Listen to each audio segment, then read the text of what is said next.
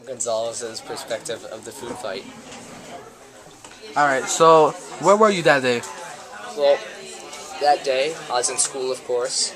Um, it was me and Alex. We were chilling in the courtyard. We didn't know where Robert was at the moment. So anyway, we're just chilling in the courtyard, talking stuff, and then Alex came up to me and he's like, "Oh, did you hear that there's supposed to be a food fight today?" And that was like news to me. That's the first that I was hearing about it. Apparently, it was something that the seniors planned. So anyway, we ended up chilling outside, and then we went into the lunchroom later on to see what was going to happen. All right. So what was the atmosphere of the lunchroom like that day? Well, we went into the lunchroom, and like as soon as you walked in, you could tell that something was going to happen. There were like more security guards than usual. Like seriously, there were like 8. So anyway, we went into the lunchroom, and everyone had on like gray sweatpants and whatnot, and everyone in the milk container where they keep all the milk was completely empty. Everyone had like 8 containers of milk, and everyone got lunch. Very nice. So like the minutes leading to the food fight, what was it like? Was there like suspense? Well, first what happened was that everyone was in there. It was the hot topic of the lunchroom. Everyone was talking about it. And then it got to the end of lunch, and people were pretty much like, "Oh, it's not going to happen today." I was a little bit bummed out. Alex looked excited because he came in his sweet Metallica outfit, so that wasn't going to get messed up. And then out of nowhere, someone yelled, "Food fight!" And then all hell broke loose. There was just a freaking tornado of like freaking chicken fingers and rice and milk in the middle of the lunchroom, just touch down and explode. Nice. So you were saying that the food fight was like kind of the topic for that day. I also know that the topic after the food fight was Stan getting hit by a milk. Were you there to witness it? That was funny. Like at that point, Michael and I, we were hiding underneath a table. We flipped over the table. We were hiding behind it. We didn't want to get hit. And so Alex and I, we looked up and we saw Robert in the doorway. And next thing we know, there's a milk carton exploding over Stan's head. So that was pretty funny. You couldn't like not laugh at that. It was Stan the Dean getting his ass bombarded. Alright, so what happened basically after the food fight was over? Alright, so anyway,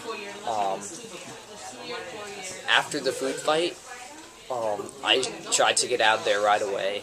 I thought that Alex was behind me. Apparently he just stayed in the lunchroom. But anyway, I ran outside, and the whole block was filled with cops. There were like 8 cop cars lining the block. So they took everyone from outside and led us down into the auditorium, where they yelled at us for about 30 minutes or so about how it was everyone's fault and not just the 12th graders who planned it. Though I think it was pretty much the 12th graders' fault. So anyway, they just brought us up to the cafeteria, and we talked.